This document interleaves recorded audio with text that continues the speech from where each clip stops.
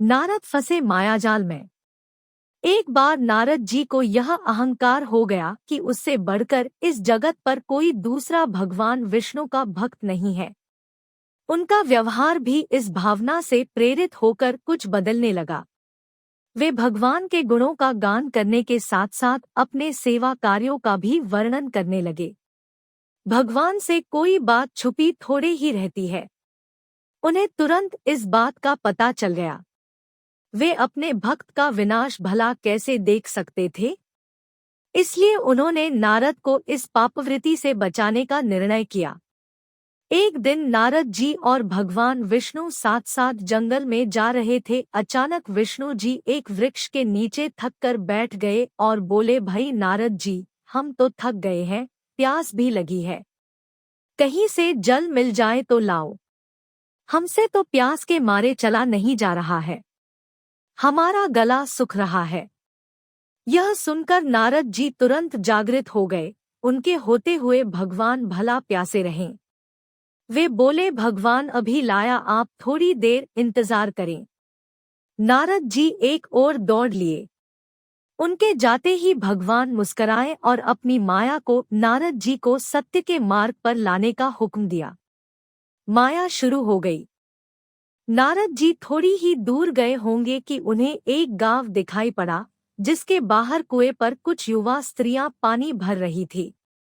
कुएं के पास जब वे पहुंचे तो एक कन्या को देखकर अपनी सुध-बुध खो बैठे, बस उसे ही देखने लगे। वह यह भूल गए कि भगवान के लिए पानी लेने आए थे। कन्या भी नारद जी की भावना समझ गई। वह जल्दी जल्दी जल से घड़ा भरकर अपनी सहेलियों को पीछे छोड़कर घर की ओर लपकी। नारद जी भी उसके पीछे चले गए। कन्या तो घर के अंदर चली गई, लेकिन नारद जी ने द्वार पर खड़े होकर नारायण नारायण का आगोचर जगाया। गृहस्वामी नारायण का नाम सुनकर बाहर आया। उसने नारद जी को तुरंत पहचान लिया। अत्यंत प्रेम और आदर के साथ वह नारद जी को घर के अंदर ले गया और उनके हाथ पैर धोकर स्वच्छ आसन पर बिठाया तथा उनकी सेवा सत्कार में कोई कमी न छोड़ी। उनके आगमन से अपने को धन्य बताते हुए गृहस्वामी ने अपने योग्य सेवा के लिए निवेदन किया।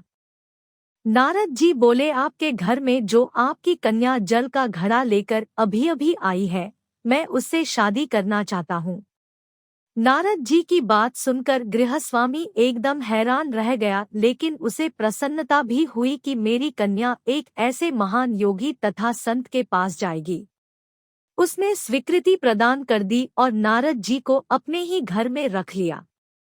5-6 दिन बाद शुभ मुहूर्त में उसने अपनी कन्या का विवाह नारद जी के साथ कर दिया तथा उन्हें गांव में ही उतनी धरती का टुकड़ा दे दिया, खेती करके वे आराम से अपना और अपने परिवार का पेट भर सके। अब नारद जी की वीणा एक मेघ पर तंगी रहती, जिसकी ओर उनका ध्यान बहुत कम जाता। अपनी पत्नी के आगे नारायण को वे भूल गए। दिन भर कृषि में लगे रहते। कभी हल चलाते, कभी पानी देते, कभी बीज बोते तो कभी निराई गुड़ाई करते। जैसे जैसे पौधे बढ़ते उनकी प्रसन्नता का पारावार न रहता। फसलें हर वर्ष पकती, कटती, अनाज से उनके कोठार भर जाते। नारद जी गांव के एक संपन्न किसान माने जाने लगे। वर्ष दर वर्ष बीतते चले गए और नारद जी की गृहस्थी भी बढ़ती चली गई। 2-3 लड़के लड़कियां भी हो गए। अब नारद जी को एक क्षण की भी फुर्सत नहीं मिलती थी। वे हर समय बच्चों के पालन पोषण तथा पढ़ाई लिखाई में लगे रहते अथवा कृषि में काम करते रहते थे। अचानक एक बार बहुत वर्षा हुई, जिसने कि दिनों तक बंद होने का नाम ही नहीं लिया। बादलों की गरज और बिजली की कड़क ने सबके हृदय में घबराहट उत्पन्न कर दिया। मूसलाधार वर्षा ने गांव के पास बहने वाली नदी में बाढ़ की स्थिति पैदा कर दी। चारों ओर पानी ही पानी फैला गया। कच्चे पक्के सभी मकान ढहने लगे। घर का सामान बह गया। पशु भी डूब गए और कितने लोगों ने अपनी जान गंवा दी। गांव में त्राहित्राही मच गई। नारद अब क्या करें?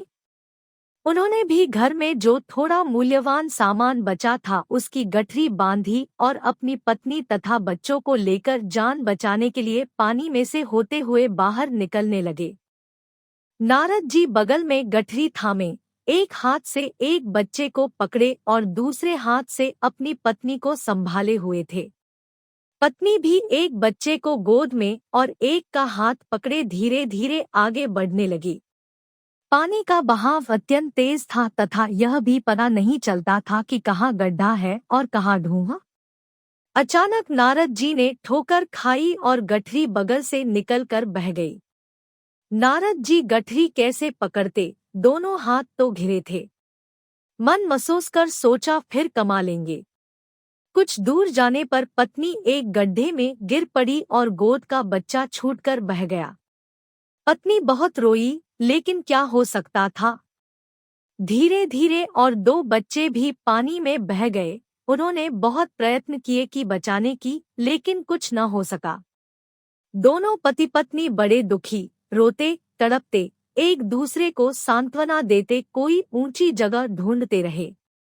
एक जगह आगे चलकर दोनों एक गड्ढे में समा गए।